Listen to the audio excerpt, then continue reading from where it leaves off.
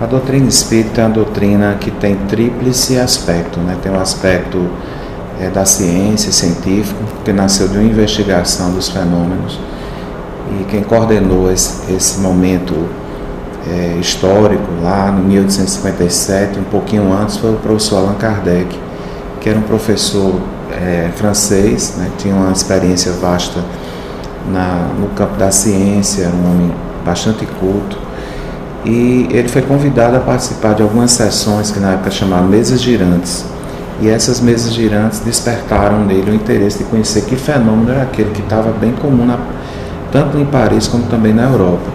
E fruto dessa investigação dos fenômenos, ele foi investigar e deduziu que aqueles fenômenos eram ocasionados, promovidos por espíritos, né?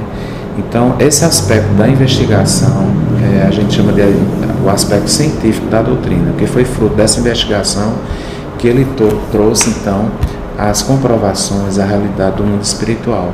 A partir dessas manifestações, ele também deduziu uma filosofia, porque eles responderam muitas questões, né, em relação à vida, em relação à morte, em relação à existência, questões filosóficas, questão de Deus, o universo, o porquê da vida, e trouxe uma série de questões fundamentais na área da filosofia. Mas também falou de ética e de moral. E Allan Kardec indagou aos mortais, né, como a gente chama, os benfeitores espirituais, o que seria a moral, né, o que seria a ética, qual é a referência que nós temos em relação à postura ética, e os espíritos responderam que o Evangelho do Cristo se encontraria uma base importantíssima para a questão ética da humanidade. E então Allan Kardec deduziu que a doutrina espírita, a doutrina dos espíritos, era uma ciência com consequências filosóficas e também consequências morais religiosas. Então ela tem esse tríplice aspecto, mas ela está no campo da filosofia espiritualista. Então nós estamos enquadrados numa filosofia espiritualista, com algumas características, né, com princípios que foram emanados fruto dessa pesquisa que o Allan Kardec fez. Então, a gente entende o ser humano como ser em evolução. Nós somos uma doutrina evolucionista, né? Participamos, né, de um grande processo de evolução, e foi demonstrado isso através de algumas evidências, que nós somos seres criados, né, em um determinado momento da existência por Deus, né? Deus é o Criador, nós somos criaturas, mas nós temos um percurso. Nós fomos criados simples e ignorantes, no entanto com potencial para o crescimento, a evolução. E essa evolução ela se dá no mundo espiritual, na dimensão espiritual da vida, e na dimensão corpórea.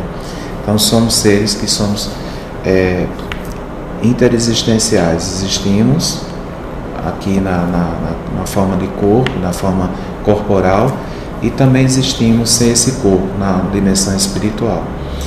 Então é a doutrina que clareia muito os porquês da vida, né, os porquês da nossa existência, a questão a gente chama assim, as faces do ser, porque nós somos criados, mas como temos muitas experiências no campo, na condição de homens, na condição de hominal, nós já tivemos muitas encarnações.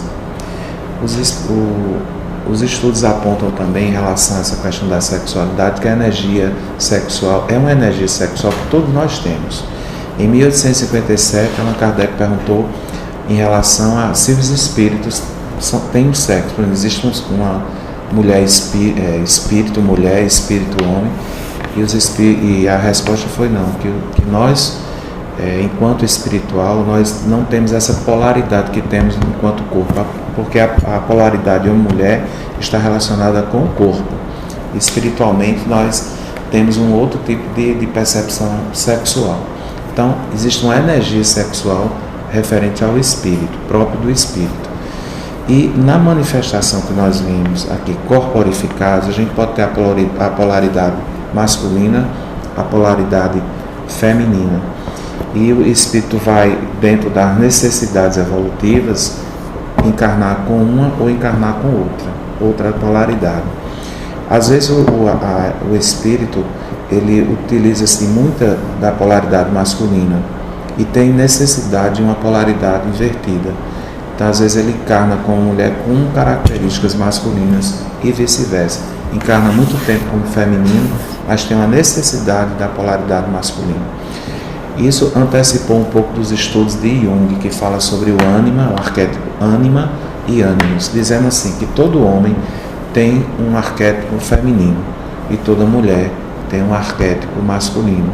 É aquela capacidade do homem, dele mesmo com esse vigor masculino, com as características masculinas, ter a capacidade de cuidar de uma criança, de fazer uma comida, de gostar de arte, de fazer coisas que é bem do próprio feminino. Como também as mulheres que têm a sensibilidade, mas ao mesmo tempo com a porção ânimos que ela possui, ela é capaz de ser uma dirigente, né, de comandar determinadas situações, né, de enfrentar a vida, de ir para a luta, de criar filhos e mesmo assim ter uma energia potencial muito forte, né? E aí a gente vê como isso pode responder, né, a algumas situações de homossexualidade, né, em função dessas características que nós temos, uma porção feminina, uma porção masculina. No entanto, é uma energia divina que deverá ser canalizada para o bem, né, para o próprio harmonia do ser humano. Porque tanto faz a energia ser polarizada para o etéreo como para o homo, deverá ser sempre respeitosa. A orientação que eles dão é essa. Nós não temos preconceito, porque nós sabemos de todo esse percurso existencial do ser, que ora pode estar num canto, ora pode estar em outro, né? Mas a orientação é que use bem sua energia sexual, respeitosamente, com dignidade, né? Sem como se poderíamos chamar, de uma forma vulgar, né? Sem respeito, seja ela qual for, tanto o etéreo como o homo e outras denominações que se possa ter, se use com dignidade, porque é uma energia sublime, criadora, que deve ser utilizada para a nossa evolução. O que trava a evolução é quando a gente desrespeita, quando nós não temos a dignidade na utilização, quando a gente faz de uma forma abusiva, né, irresponsável, né, criando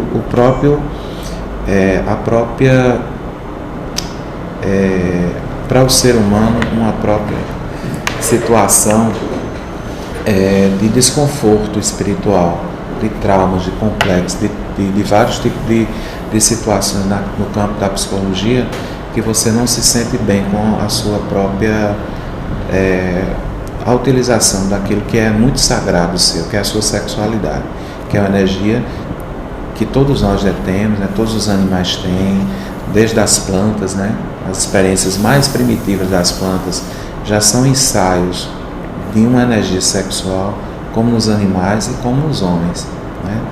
Então, como o Espiritismo vê a homossexualidade, vê com muita naturalidade, entendeu? Respeitando a individualidade de cada um pouco dessa história evolutiva de cada um. No entanto, ao mesmo tempo que a gente não tem nenhum tipo de preconceito, mas a orientação é dada para qualquer um. Utilize bem, respeitosamente, com educação, com equilíbrio, se autorrespeitando e respeitando o outro. Porque se você não utiliza isso corretamente, tem uma lei chamada lei de causa e efeito. Aquilo pode lhe travar, aquilo pode lhe... Pensando que você está fazendo de uma forma irresponsável, que não vai ter consequências, e essas consequências vêm por essa lei, que tudo que a gente lança para a vida vai devolvendo. Todo desrespeito que a gente tem para com a vida, esse desrespeito volta-se para o ser. Então a gente tem... O é bem-vindo na doutrina espírita. Não há distinção, não há acepção nesse sentido, né? Nós, o trabalhador espírita que tenha as características, nós temos muitos que são oradores, né, palestrantes, que é uma das funções da doutrina, é uma função de ser palestrante. Nós temos dirigentes de reuniões, dirigentes das instituições, coordenadores de áreas de estudo, temos médios, médiuns que fazem trabalho com psicografia, psicofonia, trabalho na pintura mediúnica, pessoas que têm uma ligação, né, uma tendência, porque tem também uma situação, como o tema é muito complexo, a gente poderia dizer assim, existem tendências, né, homoafetivas, e existem aqueles que são, de certa forma, utilizam-se essa energia e tem uma função conjugal, né, com outro ser do mesmo sexo. Mas tem uns que têm tendências e não dão vazão a isso, entendeu? Se controlam. A gente tem casos assim na própria doutrina, eu acho que é bem conhecido esse caso, que ele não se declarava, mas como as tendências eram muito evidentes, a gente tinha uma alma feminina no corpo de Chico Xavier. Chico Xavier é um homem, né, um médium extraordinário, com a sensibilidade feminina, uma alma feminina. Ele era muito delicado, era muito, né, dócil, muito carinhoso com as pessoas, né? No entanto, ele não era praticante, né? Ele não tinha um relacionamento com outro homem, né? Ele utilizou dessa sua energia sexual e produziu outro tipo de situação, que foram os livros. Ele produziu muitos livros, psicografou muitos livros, fez muitos atendimentos humanitários. Foi uma pessoa dedicada ao bem, né?